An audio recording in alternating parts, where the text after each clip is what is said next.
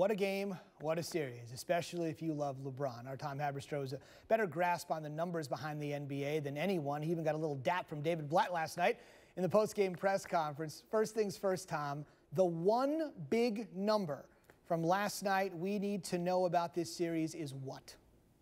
Well, what a game, what a series. I couldn't believe this number when I saw it in my research today, but LeBron James in this series has missed more shots than any other player has taken.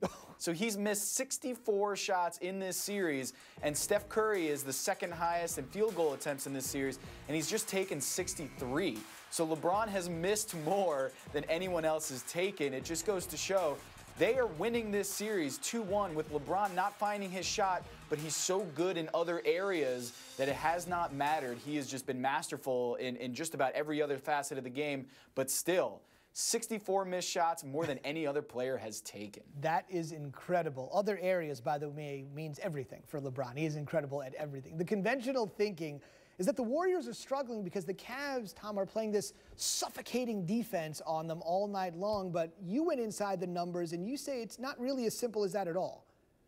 Yeah, sometimes when we're in the thick of these series, we have to talk about adjustments. But for Steve Kerr, it's almost like they don't need to adjust too much. I think they're getting good shots, but they're just not hitting it. It is a make-or-miss league.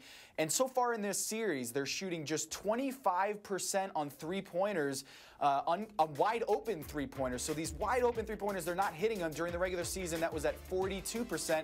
I mean, Stephen Curry, he's 2 for 11 on three-pointers, wide-open three-pointers. And during the season, he was averaging 59%. So if he hits 7 of those, which is his regular season average, if he goes 7 for 11, that's 15 extra points, and they might be up 3-0 at this point. So I wouldn't change much if I'm Steve Kerr. I would just hope that those statistics start regressing back to the norm, back to the mean. That is fascinating because you're right. On first blush, when you watch games, it just feels like they can't get an open look. But maybe indeed they're just not knocking down the shots that they normally would, and that's the worst time to be missing those shots. Before I let you go, you see a parallel between this NBA Finals and what LeBron's doing and another Finals, I'd say about 15 years ago, that featured another dominant scorer most of us has heard about. Tell us about that. Yeah, the answer, Allen Iverson. In 2001, he carried the 76ers with Larry Brown as the head coach to the finals and knocked off the Los Angeles Lakers for one game. And LeBron James has done it twice now, beating an all-time team in the Golden State Warriors. And the parallel is this. I mean, Allen Iverson, he took so many shots, 33 field goal attempts per game, shooting 40% from the floor, high volume, low efficiency. LeBron James in the same way, 40% from the floor, 36 shots per game.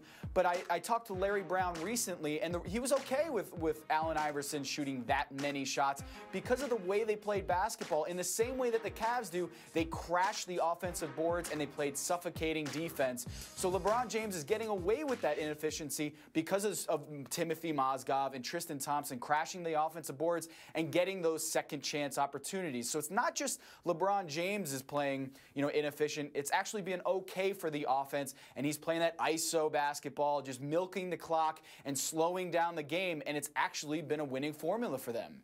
I hate to use the pun here, but the Warriors need to find an answer for LeBron, and they need to do it quick, otherwise this thing is going to be over. You can check out Tom's work on ESPN.com. He digs into the numbers like nobody else. Tom, appreciate you joining us tonight.